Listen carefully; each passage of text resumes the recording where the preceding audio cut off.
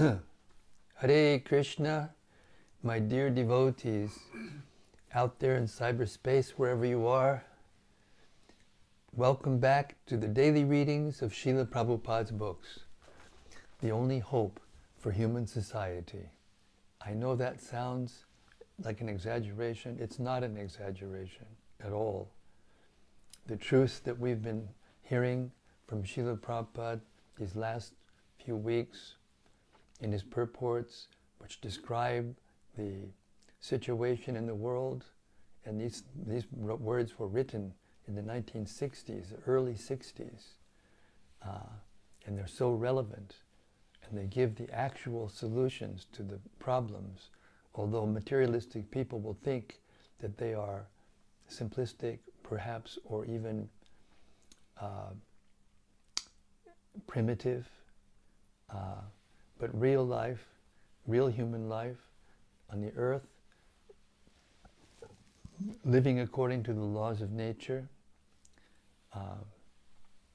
organized by Krishna himself and his energies, require that we come back to the mode of goodness and transcendental, eventually, transcendental consciousness.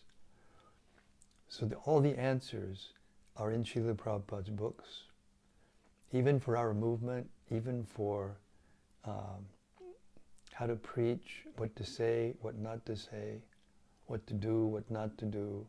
Everything's here in Srila Prabhupada's purports. Okay, enough of that venting. Śrīmad-Bhāgavata Mahima Stotram. From Sri Krishna Lila Stava by Srila Sanatana Goswami explains the glories of the Śrīmad-Bhāgavatam. It goes like this.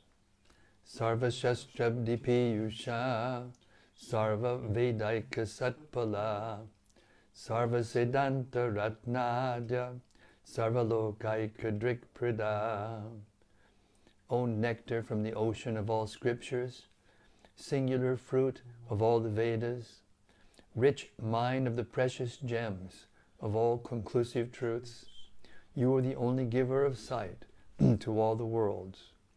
Sarva Bhagavata Purāṇa Śrīmad-Bhāgavata Prabho Kalidvandoditaditya Shri Krishna Parivartita.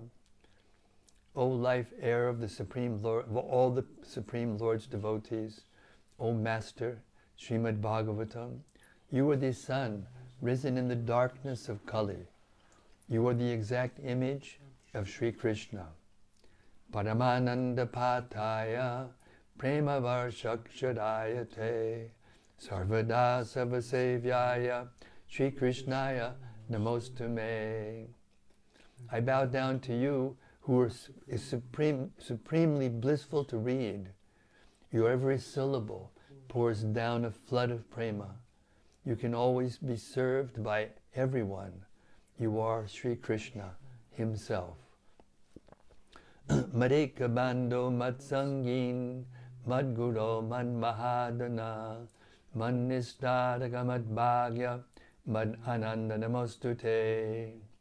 My only friend, my constant companion, my spiritual master, my great wealth, my savior, my good fortune, my source of ecstasy, I bow down to you.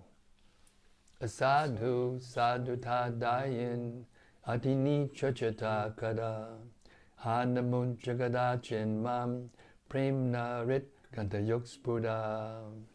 O bestower of saintliness to the unsaintly, O exalter of the most fallen, please never leave me.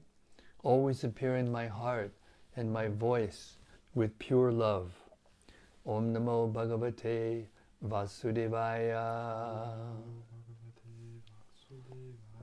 Om Namo Bhagavate Vasudevaya. Om Namo Bhagavate Vasudevaya. Okay, we've reached the 14th chapter, of the first canto of Śrīmad-Bhāgavatam, in which Krishna leaves the earth. Arjuna went to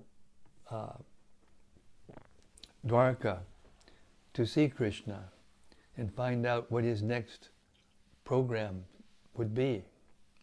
This was after the battle of Kurukshetra and the installing of Maharaj Yudhishthira, his eldest brother, on the throne. In the meantime, he was gone for months, and Yudhishthira began to see inauspicious omens. And finally, Narada Muni came to explain to him why Dhritarashtra was leaving. Anyway, now we're going to hear about the disappearance of Krishna. We're beginning with text 22. O Brahmana Shonaka, while Maharaj Yudhishthira, observing the inauspicious signs on the earth at that time, was thus thinking to himself, Arjuna came back from the city of the Yadus, Dwaraka. Text 23. When he bowed at his feet, the king saw that his dejection was unprecedented. His face was downcast, and tears glided from his lotus eyes. 24. Seeing Arjuna pale due to heartfelt anxieties, the king, remembering the indications of the sage Narada, questioned him in the midst of friends. Text 25. Maharaj Yudhishthira said, My dear brother, please tell me whether our friends and relatives, such as the Madhus, Dvojas, Dasharas, Arhas, Satpatas, Andakas, and members of the Yadu family, are all passing their days in happiness. Text 26. Is my respectable grandfather, Shurasena, in a happy mood? And are my maternal uncle Vasudeva and his younger brothers all doing well? Text 27. His 7 wives, headed by Devaki, are all sisters. Are they and their sons and daughters-in-law all happy? 28 and 29. Are Ugrasena, whose son was the mischievous Kamsa, and his younger brother Devaka, still living? Are Ritika and his son Kritavarma happy? Are Akrura, Jayanta, Gada, Sarana, and Shatrujit all happy? How is Balarama, the personality of Godhead and the protector of the devotees? Purport. Hastinapur, the capital of the Pandavas, was situated somewhere near present New Delhi, and the kingdom of Ugrasena was situated in Mathura. While returning to Hastinapur from Dwaraka, Arjuna must have visited the city of Mathura, and therefore the inquiry about the king of Mathura is valid. Amongst various names of the relatives, the name of Rama or Balarama, the eldest brother of Lord Krishna, has the words, the personality of Godhead added, because Lord Balarama is the immediate expansion of Vishnu Tattva as Prakash Vigraha of Lord Krishna. The Supreme Lord, although one without a second, expands himself as many other living beings. The Vishnu Tattva living beings are plenary expansions of the Supreme Lord, and thus all of them are qualitatively and quantitatively equal with the Lord. But expansions of the Jiva Shakti, the category of ordinary living beings, are not at all quantitatively equal with the Lord, but only qualitatively equal with Him. One who considers the Jiva Shakti and the Vishnu Tattva expansions to be on an equal level is considered a condemned soul of the world. Sri Rama, or Balarama, is the protector of the devotees of the Lord. Baladev acts as the spiritual master of all devotees, and only by his causeless mercy are the fallen souls delivered. Sri Baladev appeared as Sri Nityananda Prabhu during the advent of Sri Chaitanya, and the great Lord Nityananda Prabhu exhibited his causeless mercy by delivering a pair of extremely fallen souls, namely Jagai and Madhai. Therefore it is particularly mentioned herein, that Balarama is the protector of the devotees of the Lord. Only by his divine grace can one approach the Supreme Lord Sri Krishna, and thus Sri Balarama is the mercy incarnation of the Lord, manifested as the spiritual master, the savior of the pure devotees. Text 30. How is Pradyumna, the great general of the Vrishni family? Is he happy? And is Aniruddha, the plenary expansion of the personality of Godhead, faring well? Purport. Pradyumna and Aniruddha are also plenary expansions of the personality of Godhead, and thus they are also Vishnu Tattva. At Dwaraka, Lord Vasudeva is engaged in his transcendental pastimes along with his plenary expansions, namely Sankarsana, Pradyumna, and Aniruddha. And therefore each and every one of them can be addressed as the personality of Godhead, as it is mentioned in connection with the name Aniruddha. Text 31. Are all the chieftain sons of Lord Krishna, such as Sushena, Charodeshna, Samba, the son of Jambavati, and Rishabha, all along with their sons, all doing well? Purport. As already mentioned, Lord Krishna married 16,108 wives, and each of them had 10 sons. Therefore, 16,108 times 10 equals 161,080 sons. They all grew up, and each of them had as many sons as their father. And then with great-grandsons, the whole aggregate was over 10 million family members of the Lord.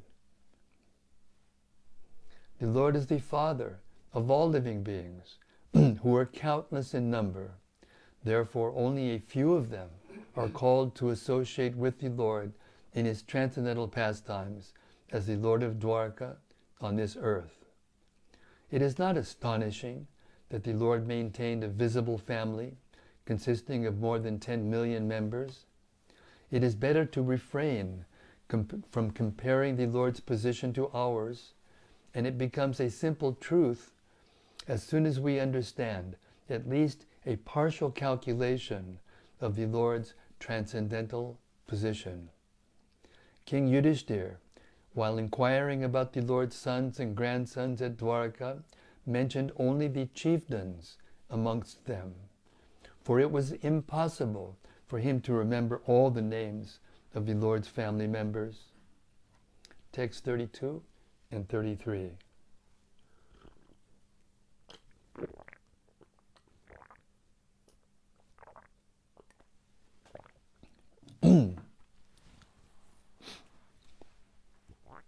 Also, Shrutadev, Uddhava, and others, including Nanda, Sunanda, and other leaders of liberated souls, who are constant companions of the Lord and are protected by Lord Balarama and Krishna. Are they all doing well in their respective functions? Do they, who are all eternally bound in friendship with us, remember our welfare? Purport. The constant companions of Lord Krishna, such as Uddhava, are all liberated souls, and they descended along with Lord Krishna to this material world to fulfill the mission of the Lord. The Pandavas are also liberated souls who descended along with Lord Krishna to serve him in his transcendental pastimes on this earth.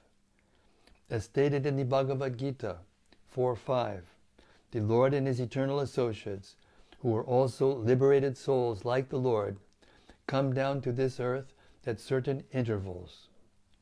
The Lord remembers all these descents, but his associates, although liberated souls, forget due to their being Tatastha Shakti, or the marginal potency of the Lord. That is the difference between the Vishnu Tattvas and the Jiva Tattvas. The Jiva Tattvas are infinitesimal particles of the Lord's potency, and therefore they require the protection of the Lord at all times. And to the eternal servitors of the Lord is pleased to give all protection at all times. The liberated souls never therefore think themselves as free as the Lord or as powerful as the Lord, but they always seek the protection of the Lord in all circumstances, both in the material world and in the spiritual world. This dependence of the liberated soul is constitutional, for the liberated souls are like sparks of a fire that are able to exhibit the glow of fire along with the fire, and not independently. Independently, the glow of the sparks is extinguished, although the quality of fire, or the glowing, is there. Thus, those who give up the protection of the Lord and become so-called lords themselves out of spiritual ignorance come back again to this material world, even after prolonged tapasya of the severest type. That is the verdict of all Vedic literature. Text 34. Is Lord Krishna, the Supreme Personality of Godhead, who gives pleasure to the cows, the senses, and the brahmanas, and who is very affectionate towards his devotees, enjoying the pious assembly at Dvarka Puri, surrounded by friends? Purport. Here in this particular verse, the Lord is described as Bhagavan, Govinda, Brahmanya, and Bhaktavatsala. He is Bhagavan Swayam, or the original Supreme Personality of Godhead, full with all opulences, all power, all knowledge, all beauty, all fame, and all renunciation. No one is equal to or greater than him. He is Govinda because he is the pleasure of the cows and the senses. Those who have purified their senses by the devotional service of the Lord can render unto him real service, and thereby derive transcendental pleasure out of such purified senses.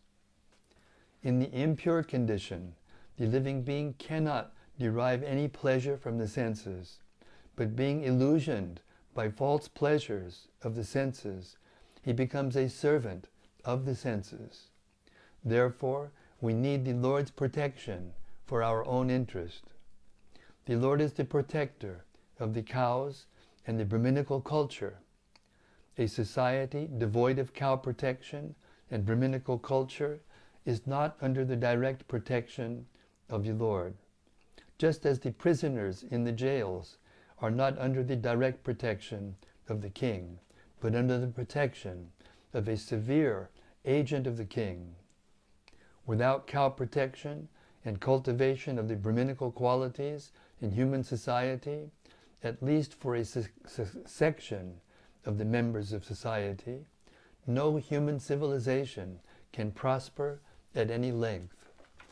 By Brahminical culture, or the development of the dormant qualities of goodness, namely truthfulness, equanimity, self-control, forbearance, simplicity, general knowledge, transcendental knowledge, and firm faith in the Vedic wisdom can one become a Brahmana and thus see the Lord as he is.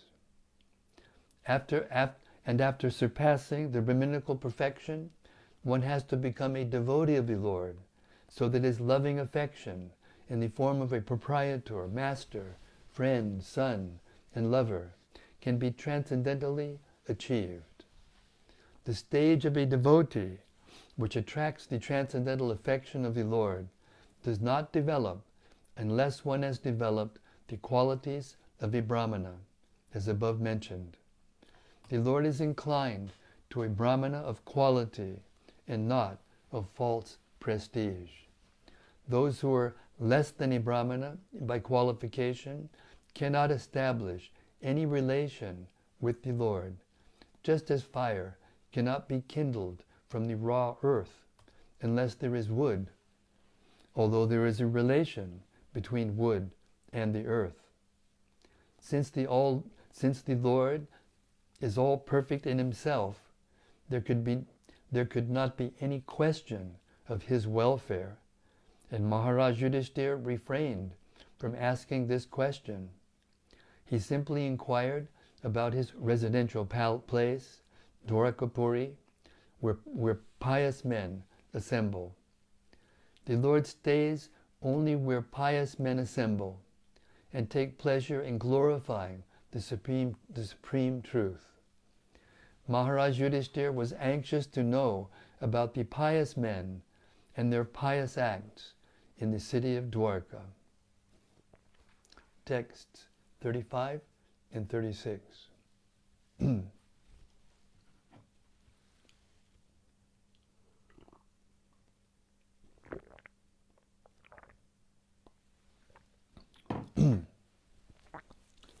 The original personality of Godhead, the supreme enjoyer, is staying in the ocean of the Yadu dynasty with Balarama, the primeval Lord Ananta, for the welfare, protection, and general progress of the entire universe.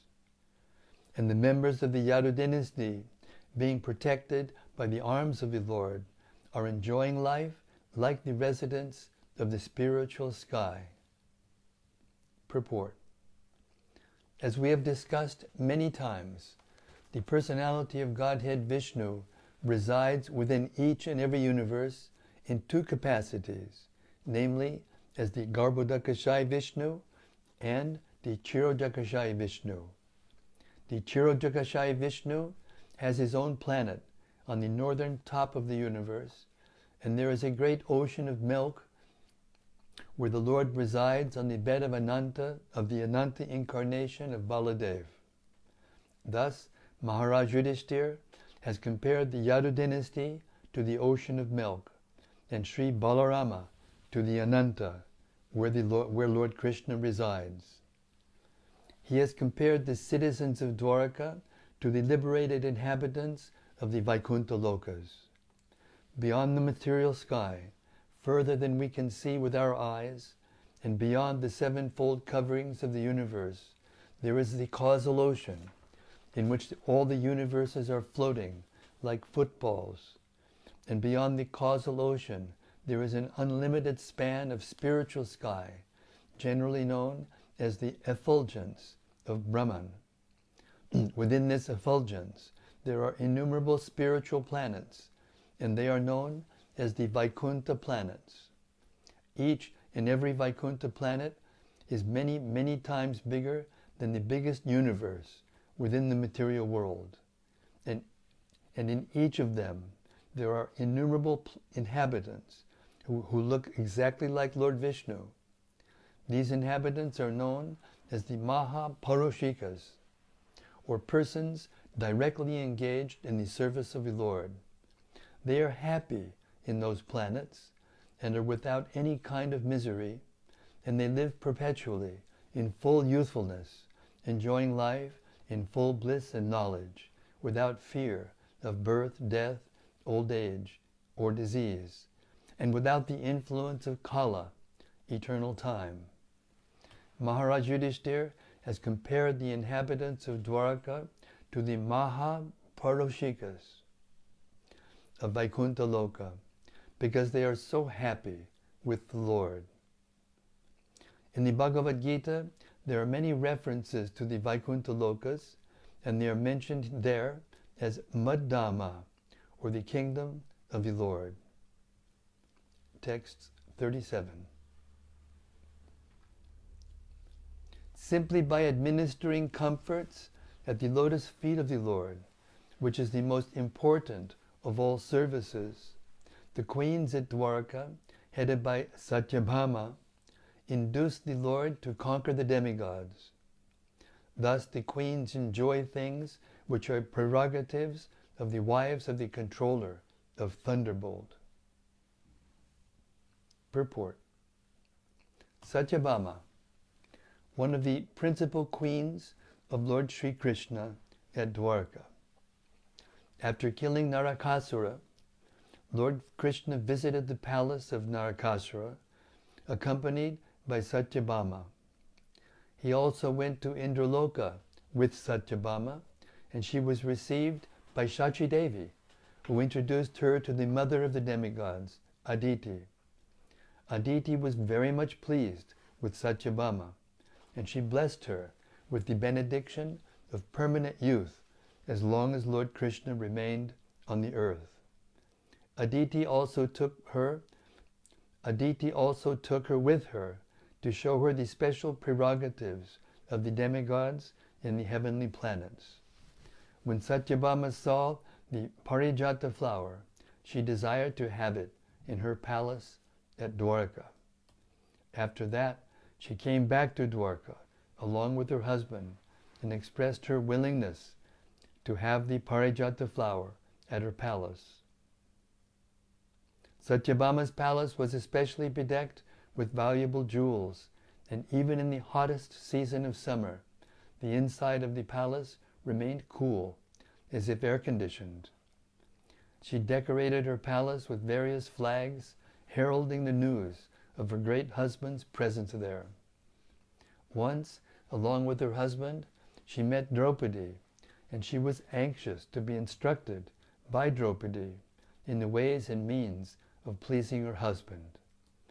Draupadi was expert in this affair because she kept 5 husbands, the Pandavas, and all were very much pleased with her.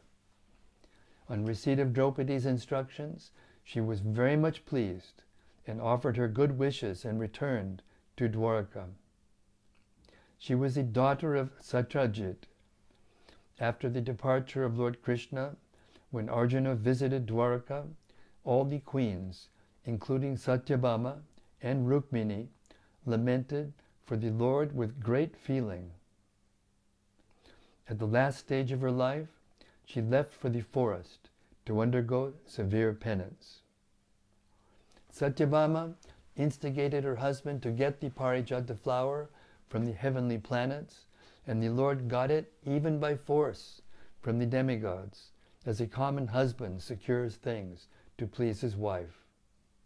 As already explained, the Lord had very little to do with so many wives to carry out their orders, like an ordinary man. But because the queens accepted the high quality of devotional service, namely, administrating the Lord all comforts, the Lord played the part of a faithful and complete husband. No earthly creature can expect to have things from the heavenly kingdom, especially the Parijata flowers, which are simply to be used by the demigods. But due to their becoming the Lord's faithful wives, all of them enjoy the special prerogatives of the great wives of the denizens of heaven. In other words, since the Lord is the proprietor of everything within his creation, it is not very astonishing for the queens of Dwarka to have any rare thing from any part of the universe. Text 38. The great heroes of the Yadu dynasty, being protected by the arms of Lord Sri Krishna, always remain fearless in every respect. and therefore their feet trample over the Sudharma assembly house, which is the best demigods deserved, but which was taken away from them. I'll read that again, that wasn't quite right. The great heroes of the Yadu dynasty, being protected by the arms of Lord Sri Krishna, always remained fearless in every respect, and therefore their feet trample over the Sudharma assembly house, which the best demigods deserved, but which was taken away from them. Purport. Those who are directly servitors of the Lord are protected by the Lord from all fearfulness, and they also enjoy the best of things, even if they are forcibly accumulated. The Lord is equal in behavior to all living beings, but He is partial to His pure devotees, being very affectionate toward them. The city of Dwarka was flourishing, being enriched with the best of things in the material world. The state assembly house is constructed according to the dignity of the particular state. In the heavenly planets, the state assembly house called Sudharma was deserving of the dignity of the best of the demigods. Such an assembly house is never meant for any state on the earthly globe, because the human beings on the earth are unable to construct it, however far a particular state may be materially advanced. But during the time of Lord Krishna's presence on the earth, the members of the Yadu family forcibly brought the celestial assembly house to earth and placed it at Dwarka. They were able to use such force because they were certain of the indulgence and protection of the Supreme Lord Krishna. In other words, the Lord is provided with the best things in the universe by His pure devotees. Lord Krishna was provided with all kinds of comforts and facilities available within the universe by the members of the Yadu dynasty, and in return, such servitors of the Lord were protected and fearless. A forgetful conditioned soul is fearful, but a liberated soul is never fearful, just as a small child, completely dependent on the mercy of his father, is never fearful of anyone. Fearfulness is a sort of illusion for the living being when he is in slumber due to forgetting his eternal relation with the Lord. Since the living being is never to die by his constitution, as stated in Bhagavad Gita 2:20, then what is the cause of fearfulness?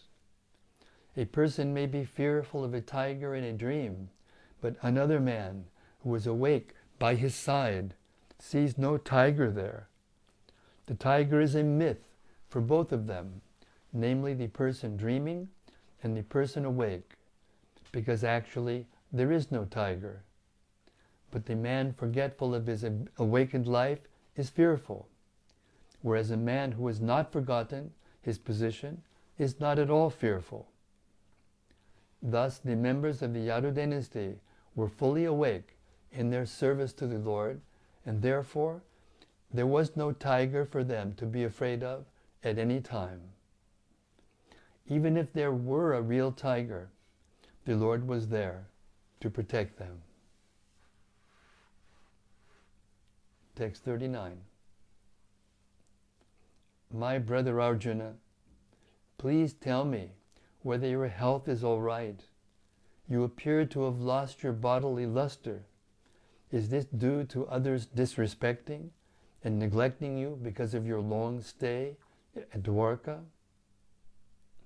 Purport.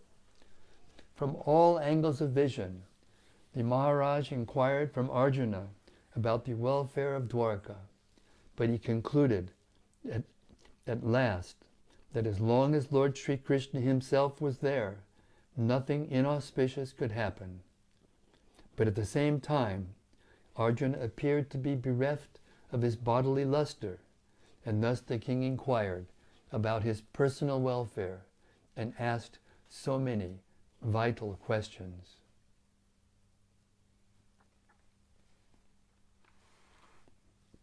Text 40.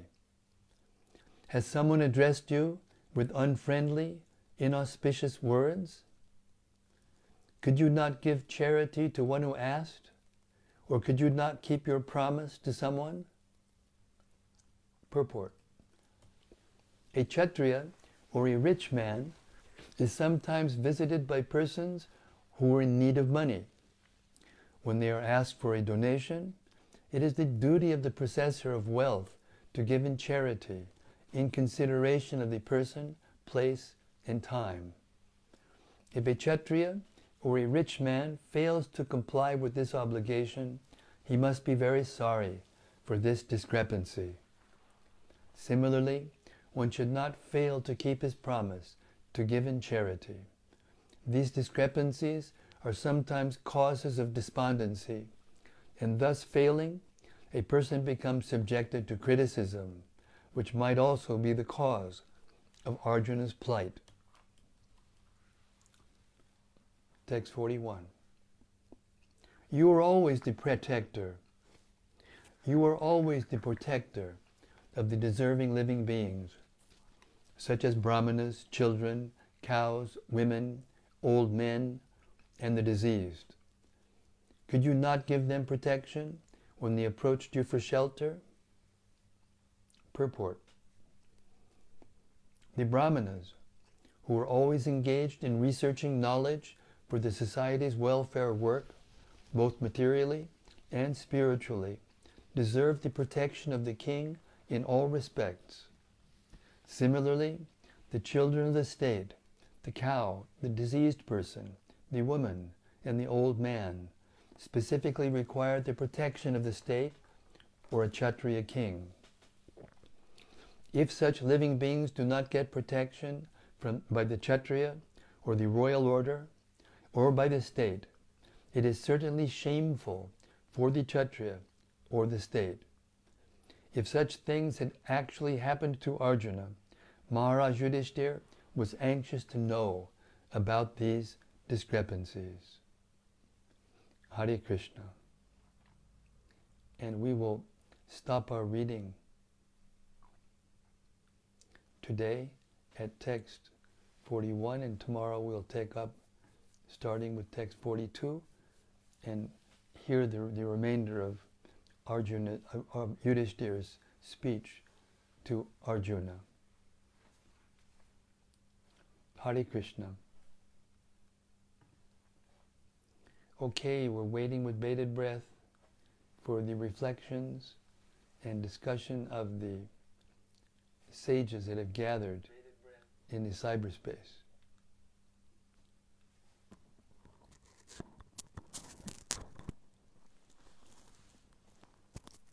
First up this evening is Gopakanya Devi Dasi. Gopakanya Devi Dasi, Hare Krishna. Hare Krishna, dear Maharaj, and all assembled devotees. All glories to Srila Prabhupada, and Jai Ho. Jai Ho, Hare Krishna. Glories to His Divine Grace, Srila Prabhupada. And Sudevi Dasi. Hare Krishna, Sudevi Dasi. Hare Krishna, Maharaj, and everyone. The perfect place to be is here. Jai Srila Prabhupada. Hare Krishna. Truer words were never spoken. Hare Krishna. Thank you.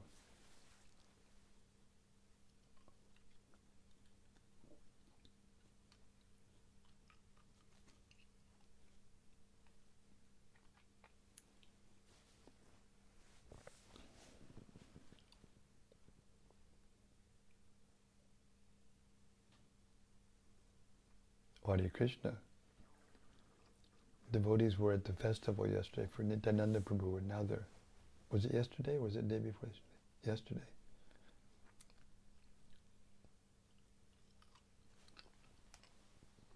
From Anandamurti. Anandamurti, Hare Krishna, Hare Bol. Dear Guru Maharaj and all assembled devotees, please accept my humble obeisances. All glories to Srila Prabhupada.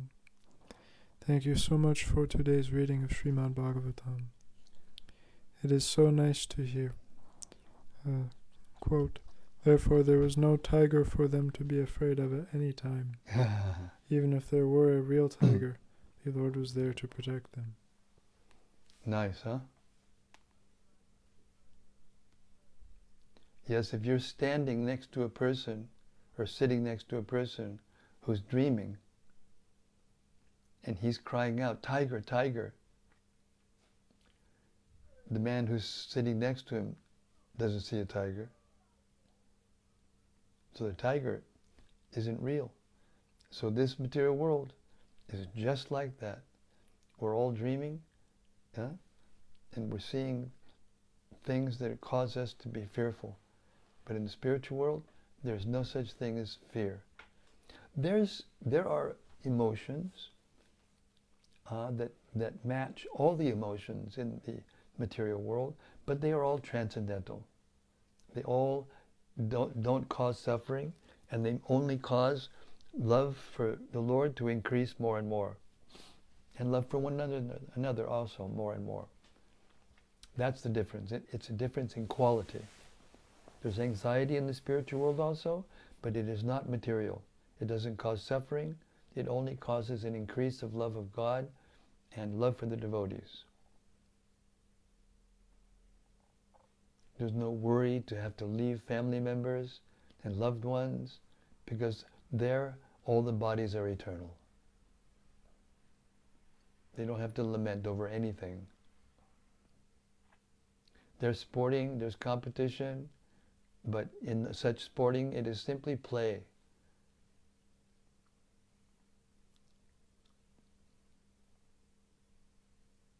Therefore the activities in the spiritual world, and especially of Krishna, is called vilas. It's play, playful.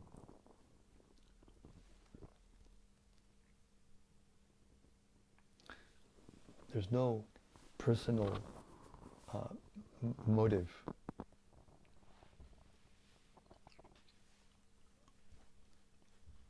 Okay, Hare Krishna. From Daitari Hari. Daitari Hari, Haribo. Hare Krishna Maharaj.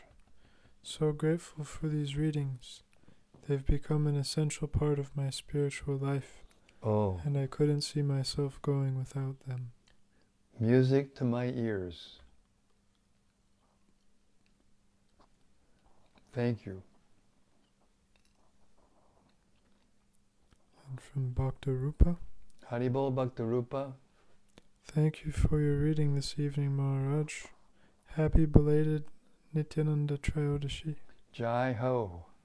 It's interesting to hear how Maharaj Yudhisthira was so in tune to the various omens, as well as the mood of Arjuna upon his return. Sometimes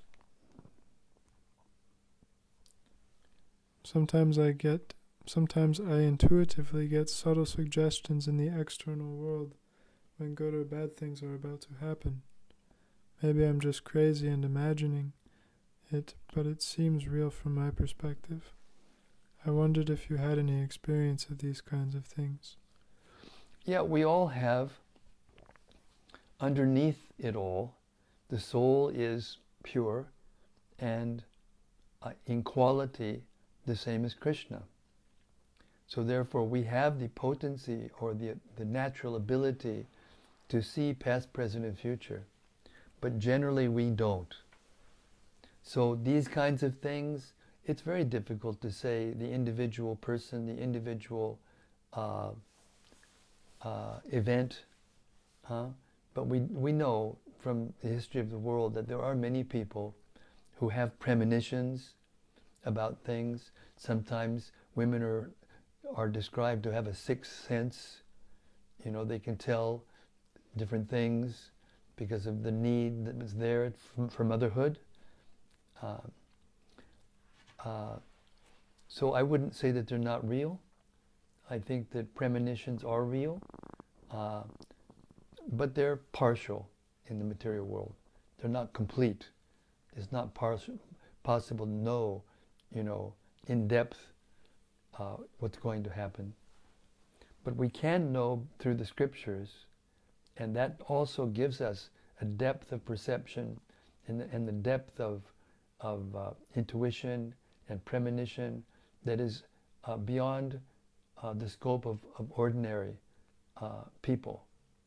That is a gift. It's a byproduct of devotional service.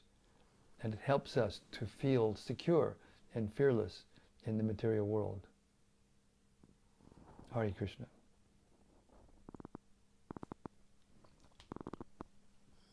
From Dial Nitai. Hare Krishna Dial Nitai, Hari Bol. Dear Sri the Guru Maharaj, please accept my obeisance. Aren't the queens of Lord Krishna and Dwarka goddesses of fortune, eternal associates or energies of Lord Krishna? Thank you, your servant. Yes, they are. That was mentioned in one of the verses, one of the purports. They're liberated associates of Krishna. There are personalities who are coming out of the material world and, want to have relationships in the same rasa or the same mood. And they may not even become direct wives of Krishna, but they become the servants of the wives of Krishna, the eternal wives of Krishna. And therefore they get that same flavor of the relationship. But yes, the queens of Dwarka are all supreme goddesses of fortune. And out of all of them, Rukmini is considered to be the original goddess of fortune on that level. And Radharani, Srimati Radharani, is the supreme goddess of fortune of all Shaktis, or feminine features, consorts of the Lord. Hare Krishna. From Sudevi Dasi. Jai Sudevi Dasi. May I add that in the past 3 years that I have been hearing your daily readings, it has been and it is the best years of my spiritual life. I have learned more than I had in all the years since I became a devotee.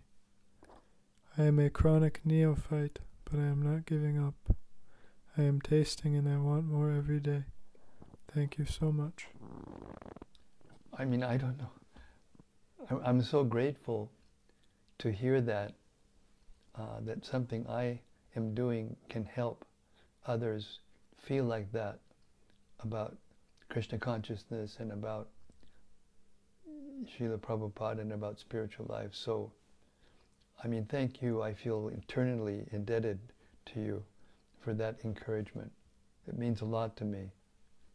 You're my god sister, and it means an awful lot to me that you are getting something. I'm trying my sincerest to just read Srila Prabhupada's words and answer questions based on what I've directly heard from Srila Prabhupada to the best of my ability. I'm not perfect. I'm far from perfect.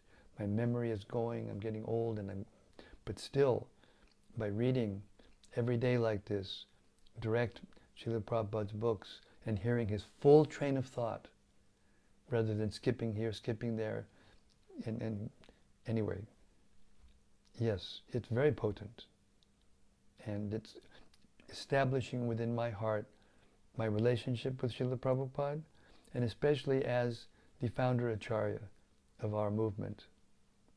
And he will always be the founder Acharya of our movement, as long as ISKCON exists. He lived a perfect life, and therefore everyone can have faith in him. So if we want to have our faith be strong and sustained, then we have to associate with him. Because none of us are as perfect as Srila Prabhupada was. That's a doubt. I mean, without a doubt. But at the same time, anyone who is sincerely trying to follow Srila Prabhupada's instructions in whatever position they're in, whether they're a sannyasi and guru or our simple devotee, brahmachari in the temple, or family members who are going forward in their Krishna consciousness and helping to spread Krishna consciousness, we are all having these experiences that point us in the direction and keep us going in the right direction. So Thank you very much to Devi Dasi for that beautiful appreciation, and eternal thanks to Srila Prabhupada for keeping me at his lotus feet. Hare Krishna.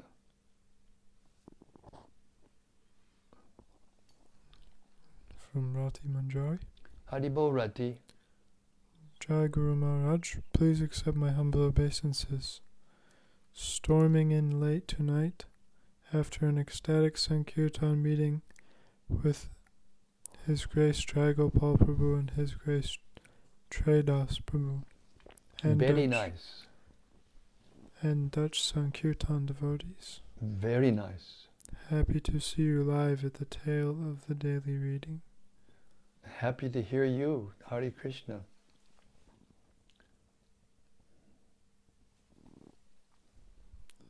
And more from Daitari Hari. Daitari Hari, Haribo, Haribo. Go on, go, go, go. I really liked the point we read tonight. Quote, those who have purified their senses by the devotional service of the Lord can render unto him real service, and thereby derive transcendental pleasure out of such purified senses. Only the impure conditioned living being cannot derive any pleasure from the senses. Therefore we need his protection for our own interest. Unquote. I feel the purification and happiness from doing devotional service, especially through hearing about Krishna from advanced devotees, through either kirtan or through hearing Krishna Katha, but I still find myself getting bogged down and entangled in ridiculous thoughts that take me to dangerous places and risk derailing me. What is the tipping point that can help us to overcome our personal weakness? I really need to be able to depend on Krishna for help, but for some reason I lack the urgency and the conviction that I always need to depend on Krishna as my protector. Well, I think that part of it, Rati, is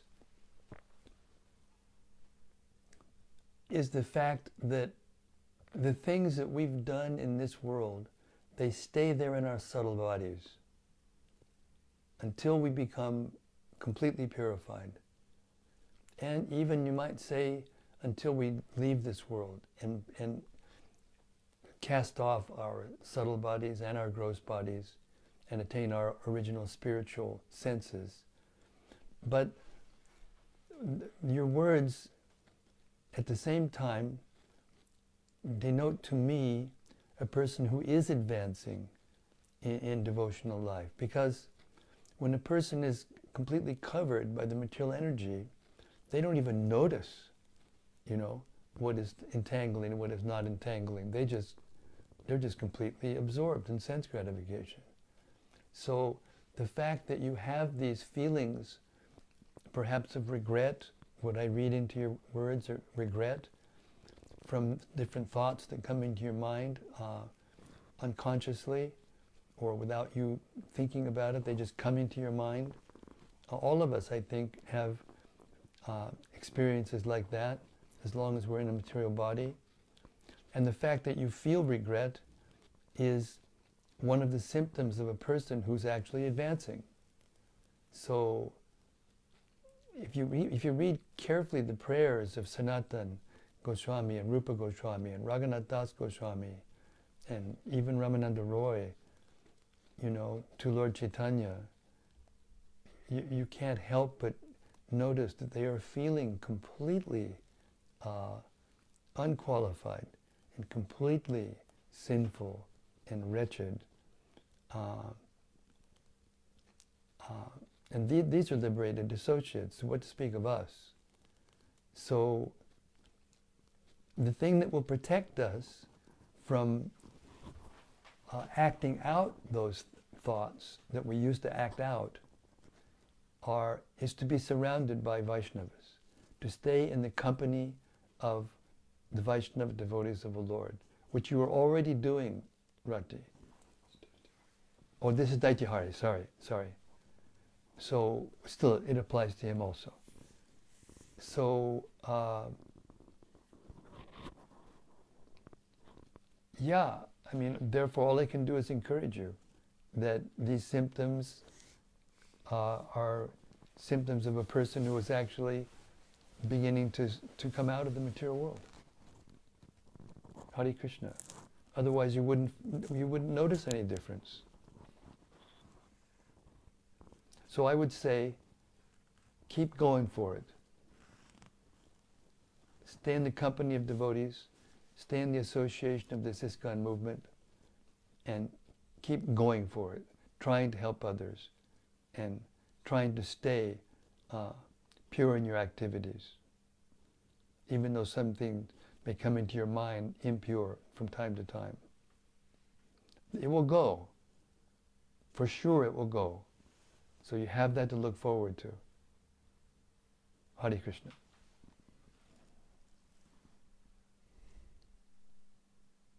Rati Manjari says, thank you, Guru Maharaj. Daityari Hari's question might just as well have been mine. She's so sharp, you know. You got such a sharp intelligence, Rati, and you're fearless. That's why you can go out into the street yourself, you know, either with books or your harmonium or whatever you're using nowadays to lead kirtans. And I've seen literally how for months and months and months you keep going out, and gradually, you know, this kirtan party is getting bigger. And that's because of your enthusiasm to chant Hare Krishna in the public and to help others. Hare Krishna.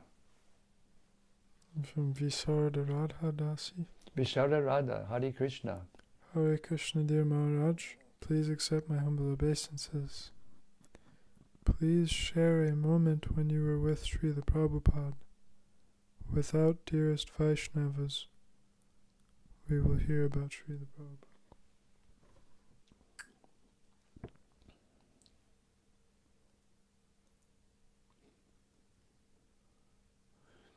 When Srila Prabhupada came to San Francisco in 1974 for Rath Yatra, he stayed in our house.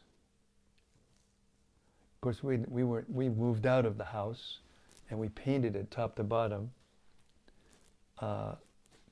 Jayananda and I and another devotee were living in the house. My wife, Jayananda's wife, and another couple. And what became our room, we only had one room in those days, a householder, only just one room, that's it. Of course we had the kitchen and bathrooms and things, but till our residential quarter was just one room. And that room became Prabhupada's bedroom. So that's where Prabhupada slept. And I can tell you, without a shadow of a doubt, that after Prabhupada left, and we moved back into that house, both my wife and I, living in that room, had the same experience. Our dreams became light and spiritual, and our whole lives changed simply by being in the same room as Prabhupada lived in and slept. And there was one darshan in particular in which we as the Sankirtan, the book distribution party, were introduced to Prabhupada by our temple president, Bhaktadas, at the time. And while Bhaktadas was introducing me to Prabhupada, he was saying different things. I was one of the leading book distributors at that time, so he was saying these very positive things about me, and I began to feel very uncomfortable being praised in front of Prabhupada. And I cut him off, and I said, Srila Prabhupada. He said, what? And I said, whatever he's saying is just your mercy. And he looked at me and he said, it is not. And I was stunned. I felt like digging a hole and getting inside the hole because I thought I had made an offense. And then the next moment he smiled, really big smile, and he said, "It is the mercy of my Guru Maharaj." And he started talking about Bhaktisiddhanta. Then after that he gave us some fruit from his hand, and I was in ecstasy. Hare Krishna. Haribol.